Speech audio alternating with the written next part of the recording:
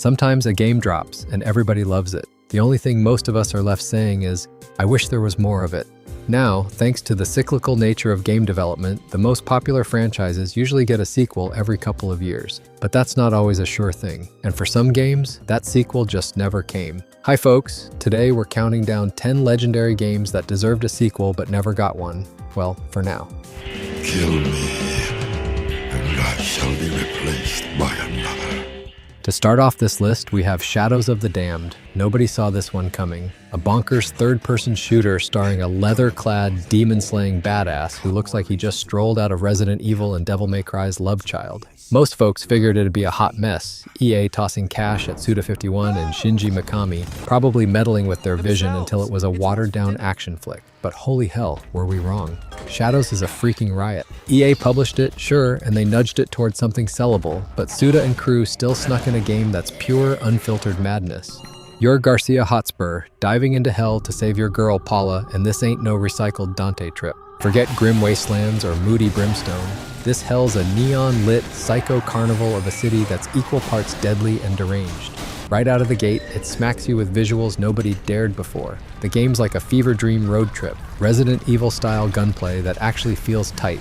A dash of horror, a sprinkle of dark comedy, and action so wild it could headline a B-movie marathon. It's never just one thing, it's all those vibes, remixed into something gloriously unhinged. Only thing that screws it, that gut punch of an ending. Just when you're hooked, it slams the brakes, Cliffhanger City, teasing a sequel that years later still hasn't shown up. Sucks, because this game's so damn nuts you can't help but crave more. It's a garden of madness, my dear, and it'll leave you thirsty for seconds that might never come. And anyway, what's all this talk about suicide? Taking on the slavers is no different from any other fight. Up next is Enslaved Odyssey to the West. Ninja Theory is a developer we've talked about quite a few times. They've had a bit of a roller coaster ride of a history. They started with Heavenly Sword, a game that is effectively a half-priced God of War knockoff, but it's mostly known for being really short. After that was Enslaved, a game that was significantly longer and more ambitious in scope. Some people don't like it, but most people that played it loved it. It's a great game that was ahead of its time in a lot of ways with some really impressive motion capture, animation, and voice work. The story is really strong too, and it really probably should have been the game that shot the studio up into the upper echelons of developers, but unfortunately it just didn't really sell. Years of business wrangling ensued until Microsoft bought them, and they got to make Hellblade and other projects that eventually shot them into the A-list, but I mean, Enslaved? It's a really standout game that really deserves another chance. Mechanically, it was basic, maybe a little too basic, but it more than made up for it with strong visuals and storytelling. It's a unique post-apocalyptic world you actually want to explore. The post-apocalyptic worlds don't usually make you feel that. I wouldn't go so far as to say it ends on a cliffhanger, but it does leave a lot of things unresolved, and it is open-ended with plenty of room for more story to come. The obvious downside, though, is the name. It's a terrible name, and it has nothing to do with the game, really at all. Like the original title, Enslaved, Odyssey to the West. How do you sell that? It's awkward to say. It doesn't actually tell you anything, so maybe a sequel with a more biting title would be suitable. Hell yeah!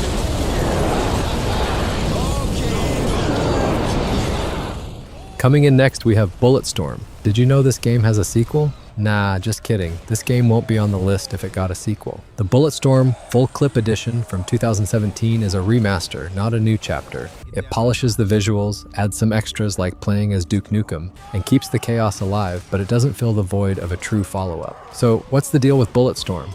It was developed by People Can Fly, the folks behind Painkiller, who cut their teeth in AAA gaming by helping Epic Games with Gears of War ports and support on Gears 2 and 3. That experience shaped Bulletstorm, but don't call it a first-person Gears. It's a unique FPS with its own swagger. The single-player campaign follows Grayson Hunt, a wise-cracking mercenary, in a story that's pure, over-the-top fun, dripping with ridiculous dialogue and in-your-face attitude. The shooting feels fantastic thanks to People Can Fly's knack for punchy gunplay, but the real star is the skill shot system, where you rack up points for creative kills, like lassoing enemies with an energy leash or blowing them up with flare. The game also throws in Anarchy Mode, a co-op multiplayer where you and friends mow down waves of enemies for high scores. Bulletstorm's writing leans hard into absurd macho humor, poking fun at shooter cliches, and we loved it for owning that chaos without apology. When Full Clip Edition dropped, it was a great way to revisit the madness, but let's be real, it's no substitute for a proper sequel. Fans want more of Grayson's wild ride, with maybe a bit more depth to the satire and world building that the original only teased. This game deserves a bigger legacy than a one-off remaster.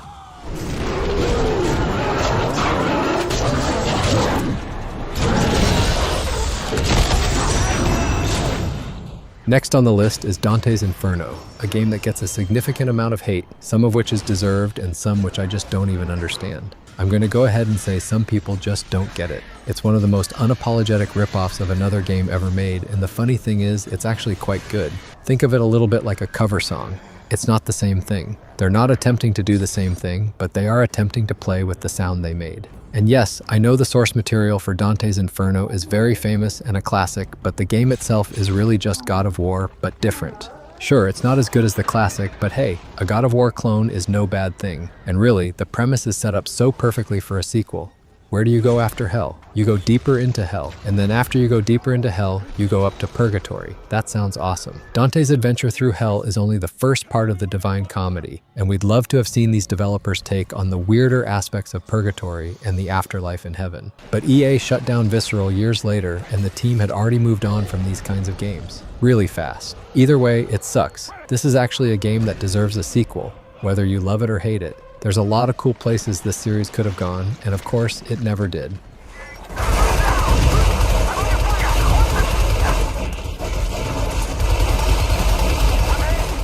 Coming up next is Shadow Complex, a standout Xbox Live Arcade title that dropped back in 2009. Now, don't let the arcade label fool you. This thing wasn't some bite-sized minigame.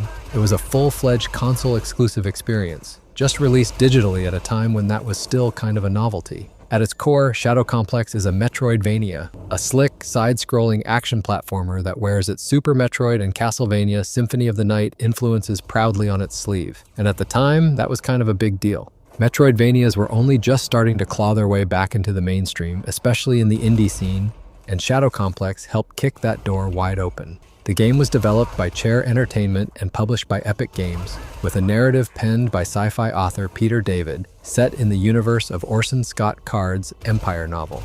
The presentation was sleek, the combat satisfying, and the world design hit that perfect, just one more upgrade itch. Everything was clean, polished, and deceptively deep, making it a joy to 100% if you were the map completion type. And yeah, it ended with everyone asking, when's the sequel? Chair straight up said they had plans for one, and fans were hyped. But then 2010 happened. Epic acquired Chair, and priorities shifted. Instead of Shadow Complex 2, we got Infinity Blade, an innovative, touch-based action RPG series for iOS. It was a hit and pushed mobile graphics to new heights at the time, but it also marked a pivot away from console development. And just like that, Shadow Complex was left in the vault. By the time Epic's focus shifted again toward Fortnite, Unreal Engine licensing, and basically becoming a juggernaut, Chair wasn't really in the business of cranking out new console games anymore, which is a real shame because a proper Shadow Complex sequel could have been something special. Maybe even something that gave Metroid Prime 4 a run for its money, or at least kept fans busy during the long wait.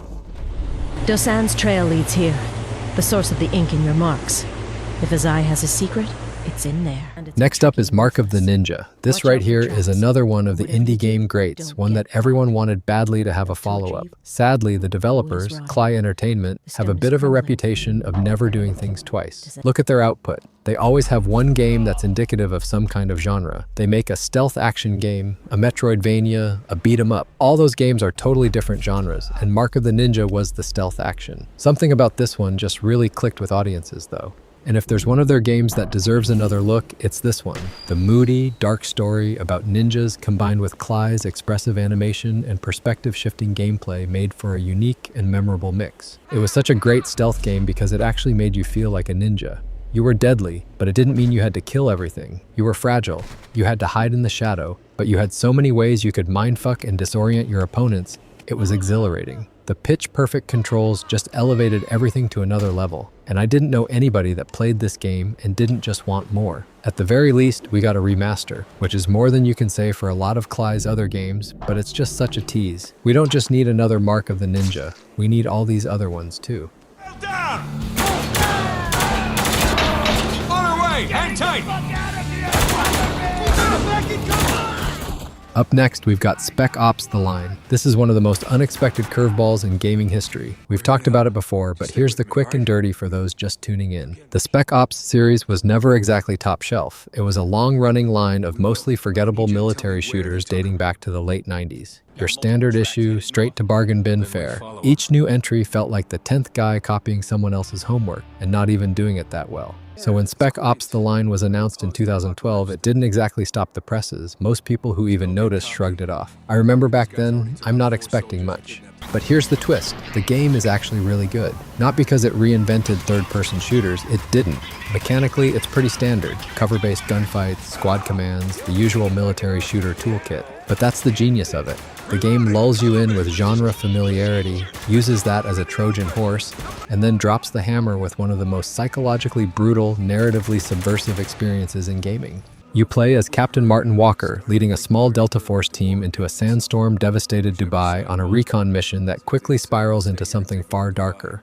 On paper, it sounds like just another military op. But what follows is a harrowing descent, not just into the ruins of a city, but into the mind of a man unraveling under the weight of violence, guilt, and choices that no shooter had really dared to interrogate before. This isn't a game about being the hero. It's a game that makes you question why you wanted to be one in the first place. And while it doesn't literally break the fourth wall, it's constantly nudging it, prodding at your assumptions, turning the mirror on the player. It weaponizes your expectations and forces you to sit with the consequences of your actions, things that in most games are just part of the loop. The ending hits like a truck. Multiple endings, actually, but each one is a gut punch in its own way. It wraps up in a way that leaves you hollow, contemplative, maybe even uncomfortable, and that's what makes it brilliant. It's the kind of game you finish and just sit there, staring at the screen, thinking, what the hell did I just do? Would I have loved to see where the devs could have taken it next? Absolutely, but maybe the line was lightning in a bottle, something that could only exist once, a singular message in a medium that still doesn't always know how to talk about war beyond the body count.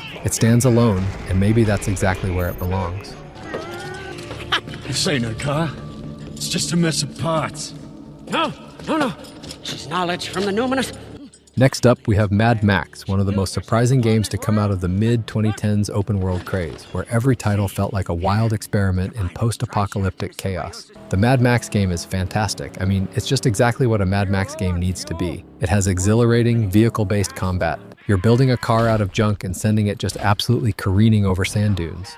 You don't just have the car. There's everything basically you expect in a Mad Max game. You're a maniac smashing cars together at full force. You're exploding convoys and such. You know what I'm talking about if you've seen just one of the movies. The action is great here. You expect that if it was going to be good, that part would be good. If you're in third person in another game, it might feel like vehicle battles are just kind of there to fill up time in between things. But in this one, it kind of is the point, and I would say it's rightfully a highlight of the game. It's also a stunner, one of the best looking open world games around, and one of the best game worlds to just drive around in. And well, we want more of it. That's the only problem. It's got Max finding his humanity, like you do as a protagonist, and by the end, he ends up throwing all that in the trash and going full anti-hero, which if you miss the forest for the trees, oh, that's no great revelation in an anti-hero story, but it's just well done. There's room for sequels, room to turn this lush world of grit and explosions into a series, and it hasn't happened yet. I don't know that we're in the era where it makes the most sense, but I would love to see it.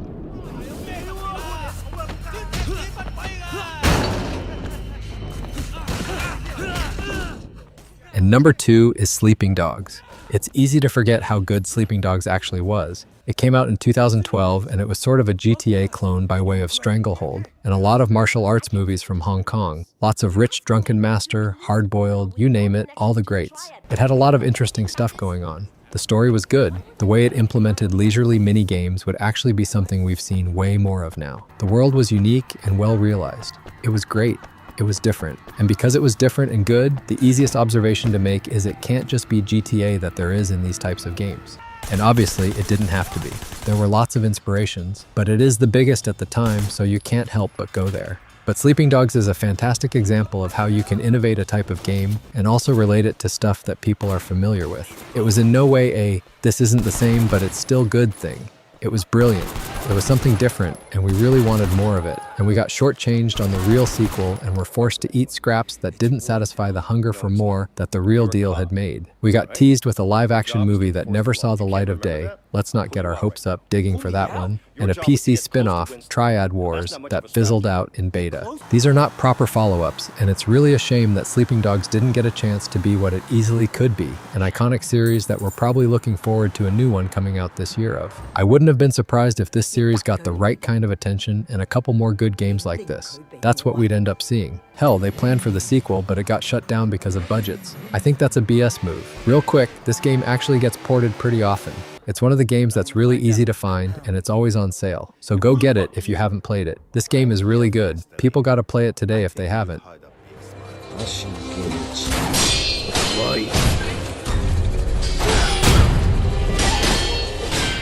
And finally, at number 1, it's got to be Sekiro Shadows Die Twice. Look, I have to admit, we're super biased on this one. All of the other games on this list deserve sequels. That's basically a fact. But with Sekiro, it's like personal, man. It's basically the perfect action game. Ducks the Souls formula, instead going for something new and entirely unique and interesting, but not losing what makes those games good. And they've yet to follow it up, which is killing us, man. This thing deserves to be a full series, with multiple spin-offs and sequels and all that stuff. Sekiro deserves just about everything they're doing with Souls. Like, come on.